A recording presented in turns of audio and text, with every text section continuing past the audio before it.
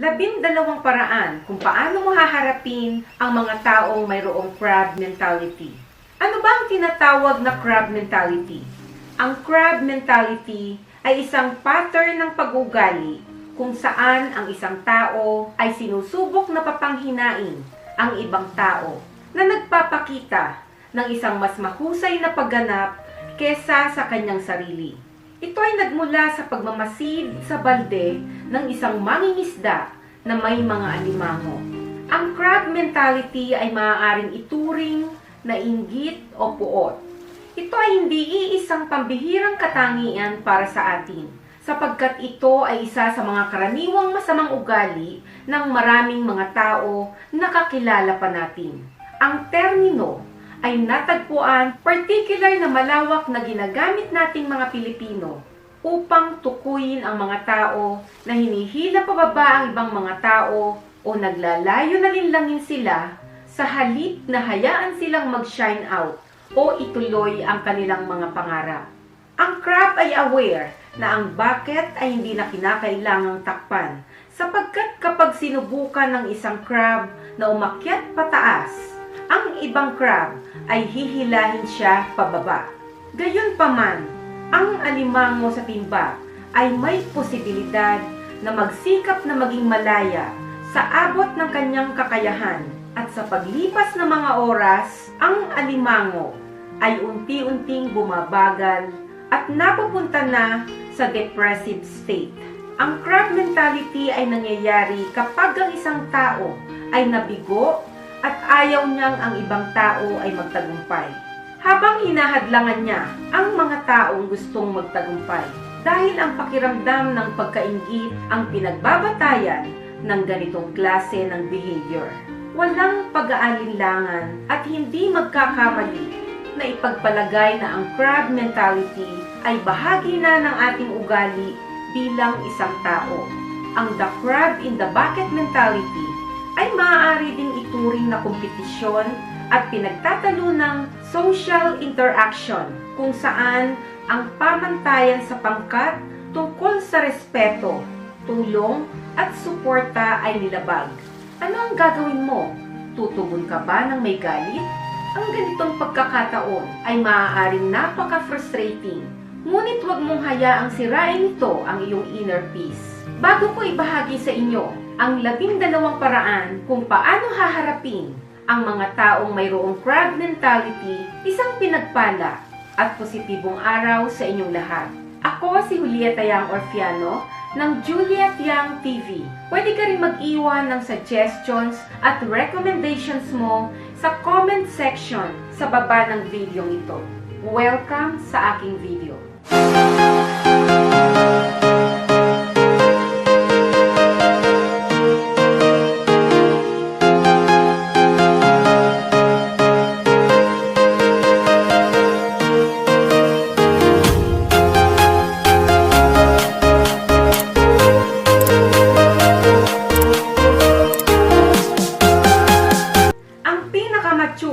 At epektibong paraan na harapin ang mga taong may crab mentality ay ang sumusunod. Una, let your success speak for yourself. Hayaan mong ang tagumpay mo ang magsalita para sa iyo. Kadalasan, ang mga taong may crab mentality ay binibiktima ang mga taong masisipag na totoong karapat-dapat para sa kanilang tagumpay. Bagaman ito ay hindi totoo, ang kanilang mga salita ay maaaring masaktan ka o ang miyembro ng pamilya mo. Ngunit tandaan mo ito, ang iyong tagumpay, ang walang kahirap-hirap na pangangalagaan ka mula sa mga ill-wishers na ito. Sa totoo lang, hindi mo na kinakailangang gumawa ng kahit na ano. Gawin mo lang ang iyong dapat gawin at hayaan mong ang iyong mga ginagawa ang magsalita para sa iyo. Pangalawa, be optimistic. Umasa ka sa mabuti. Ang matagpuan ng mga crabs na ito ay makakapagdulot sa iyo ng anxiety at pag-aalinlangan sa iyong sarili.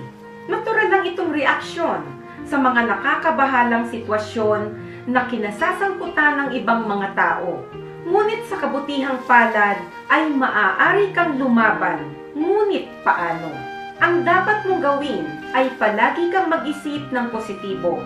At kung may mga oras na hindi ka makahanap ng kahit kaunting pag-asa, lumingon ka at alalahanin mo kung bakit ka nagsimula.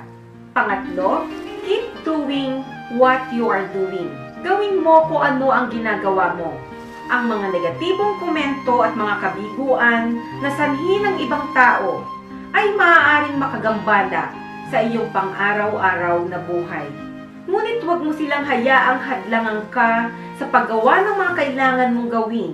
Ang matutunan kung papaano mag-focus at mag-concentrate sa iyong totoong mga layunin ay maaaring makatulong sa iyo na mas maging productive.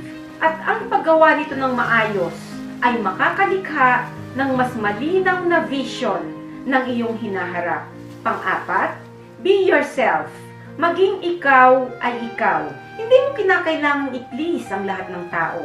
At talagang kinakailangang magbago upang maging katanggap-tanggap ka lang sa mga tao. Maging totoo ka lang kung ano ka. At ang pagsunod sa iyong mga layunin nang hindi iniisip ang opinyon ng iba ay hindi lang magpapalakas ng tiwala mo sa iyong sarili. Ngunit ito rin ay makakatulong sa iyo upang maging mabuti kang tao para sa mga tamang tao. Panglima, be good example. Maging mabuti kang halimbawa. Hindi mo kinakailangang batuhin ng bato ang mga taong naging agresibong batuhin ka ng maliliit na bato. Maging mabuti kang halimbawa kahit na sa mga ibang tao na hindi inaaprubahan ang iyong tagumpay. Maging mahusay kang halimbawa sa mga taong naligaw ng dahil sa kanilang insecurities at turuan mo sila kung paano harapin ang pressure with grace. Pang-anim, love what you do. Mahalin mo ang ginagawa mo. May mga pagkakataon na makakaramdam ka ng kawalan ng pag-asa at hindi ka ibig-ibig dahil sa ginagawa ng ibang tao na nagsasalita ng laban sa iyo. Subalit hindi mo kinakailangang manatiling nalulunod sa pag-aalinlangan sa iyong sarili nang dahil lang sa ang ibang tao na hindi masaya tungkol sa mga nakamit mo sa buhay.